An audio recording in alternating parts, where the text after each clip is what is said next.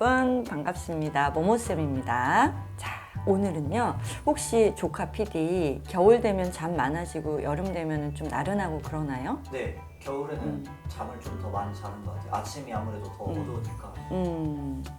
뭐 여름 되면 좀 더 나른나른하고 힘들다 이런 거 여름엔 없어요? 더 피곤하죠. 그쵸. 네. 왜 그런지 오늘 알려드릴게요. 자, 이게 여러분들이 많이 모르고 계신 분들이 많아요. 우리가 우울증 하면은 모두 알고 있잖아요. 뭐 너무 우울하다, 무기력하다, 뭐 불면이 있다 이런 게 있는데 사실 이 정신과 진단에서 계절성 우울증이라는 게 있어요. 그러니까 정확한 용어로는 계절성 정서 장애, 그래서 약자로는 SAD거든요. 근데 보통 우울증만 있다 이렇게 아시는 분들은 이렇게 많이 와요. 요즘 선생님 센터에도 선생님 저 이상하게 그냥 우울한 거 말고 요즘 들어 좀 이상하게 짜증이 많아요. 뭐 아니면은 잠을 막 깊이 못 자요. 특히 지금 한여름이 다가오고 있잖아요. 그러면 선생님 이거 왜 그래요? 이렇게 이제 찾아오는 분들이 많은데 이거 계절성 정서장애 때문에 그런 거예요. 그러니까 쉽게 설명하면 계절성 우울증.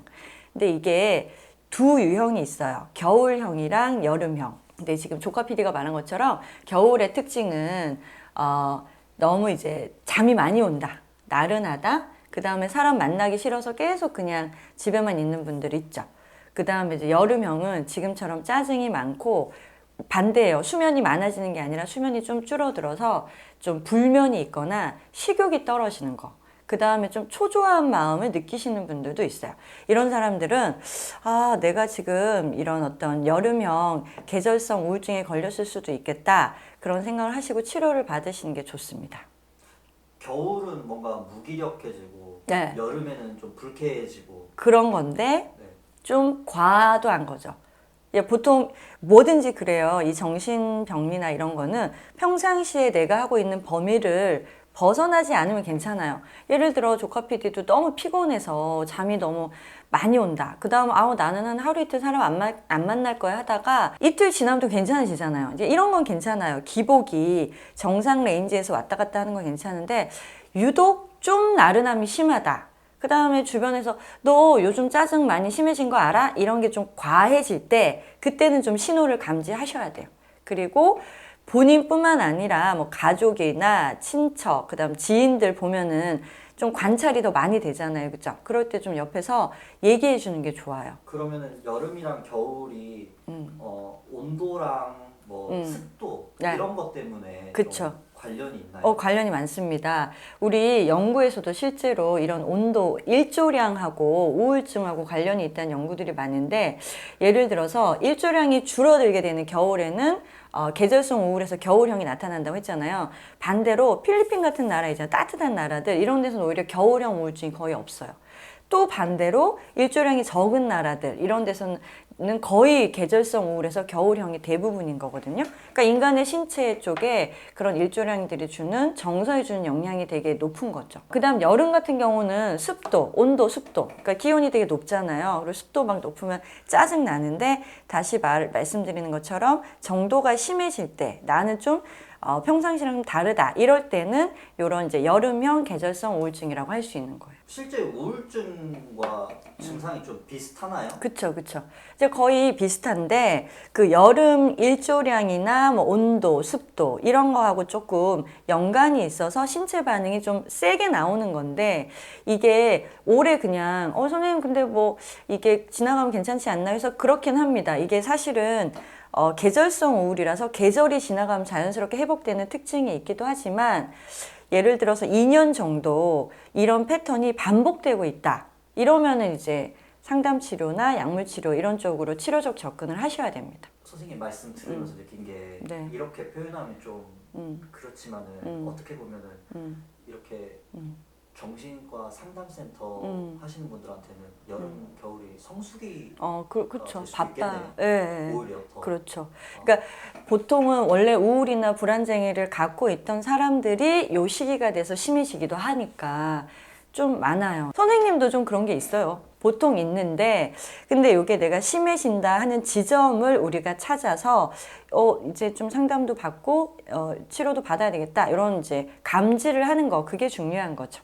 실제로 이제 우울증이랑도 증상도 비슷한데 좀 어떻게 좋아질 수 있는 방법이 없을까요? 네, 선생님이 두 가지를 한번 얘기해 드릴 건데요. 하나는 능동적, 주체적 마음 태도 가지는 거예요.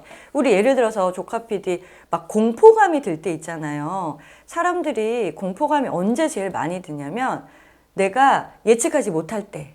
예를 들어 내가 뭐 낯선 곳에 가거나 뭘 해야 되는데 그 앞일을 전혀 예상 못할 때 상당한 공포감이 있어서 우리가 심리학에서 그 전학이라던가 이사 이런 거를 되게 큰 스트레스 요소로 보거든요.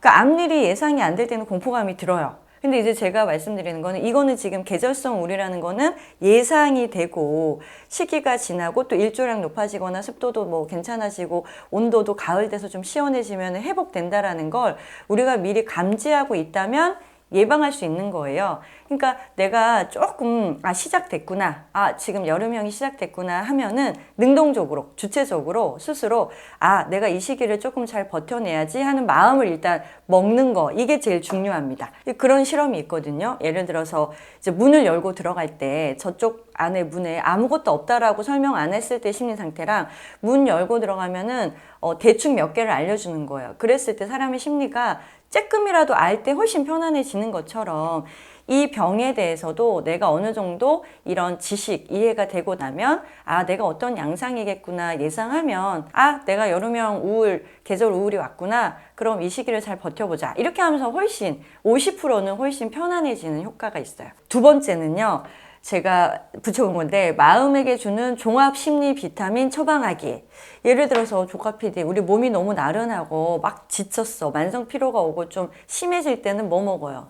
약 한번 지어 먹어야죠. 그쵸. 보약이나 비타민 막 먹잖아요. 우리가 시작됐구나. 우리 몸도 이게 버텨내기가 힘들구나.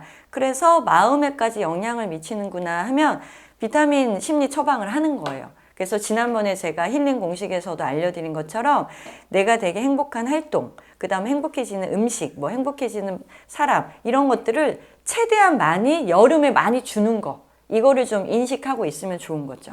그리고 시간이 지나면 훨씬 많이 회복될 때가 있어요. 저도 한번 경험해보면 여름이 지나가고 있네, 가을이 오네, 그러면 나도 모르게 기분이 회복이 될 때가 있거든요. 그러면 어떻게 해야 된다고요? 제가 심리 상담에서 중요한 거는 본인에게 의미 부여하는 거라고 했잖아요. 내가 이 시기를 잘 버텨냈구나. 이 여름형, 계절형 그 우울을 그 터널이라고 보면 내가 터널을 지났다, 막바지다 라고 좀 본인에 대해서 긍정적인 메시지도 주시면 좋을 것 같습니다. 근데 중요한 건 이거예요. 우리 너무 피곤해서 보약 몇째 지어 먹고 비타민 열라 먹었는데도 계속 회복이 안 돼. 그리고 이제 이 영상 들으시는 분이 선생님 그거 다 했는데 안 되는데요. 이런 분들이 꼭 있거든요. 그러면 약물 치료도 같이 해야 돼요. 그러니까 약물 치료. 그렇죠. 그러니까 이제 우리가 비타민으로 안 될 때는 좀 더 이제 진짜 센 약을 먹으면서 정말 자기 몸을 좀 보호하고 회복시켜야 되잖아요. 그래서 이런 경우는 항우울제 처방을 많이 해드리니까 약물 치료도 하면서 상담도 하면서 그 계절성 우울에 대한 본인 이해를 하면서 이렇게 좀 삼박자가 돌아가면 잘 회복할 수 있으니까 그것도 꼭 기억하셨으면 좋겠습니다.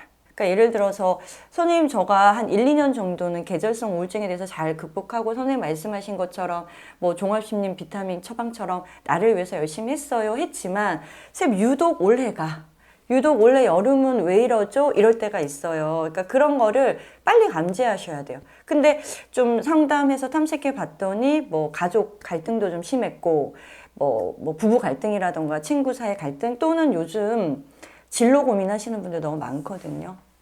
그러니까 이제 그런 것들이 되게 쌓였는데 계절형 여름 감기인 이 우울증까지 겹쳤다. 이러면은 집중적으로 좀 치료를 해야 되는 심각한 상태가 되기 때문에 요거에 대해서 좀 본인이 기억을 하셔야 되는 거예요. 그러니까 이거는 별거 아니다 할 것 아니니까 그거에 대해서 본인 스스로가 좀 경각심을 가지고 체크해 보시는 게 좋습니다. 저는 가벼운 주제라고 생각했는데 선생님 말씀 들어보니까 생각보다 이게 가볍지 않은 주제인 것 같아요. 네. 그래서 저는 좀 이렇게 생각하고 싶은 게 사실 계절성 우울증에 여름이랑 겨울을 말씀해 주셨는데 사실 반대로 봄, 가을엔 좀 괜찮잖아요. 날씨 나들이하기도 너무 좋고. 그쵸.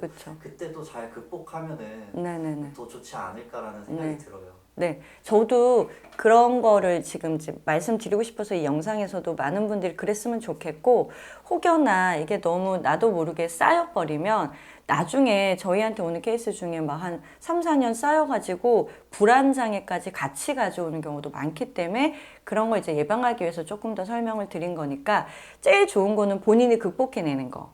두 번째는 심각할 때 빨리 치료적 개입하는 거.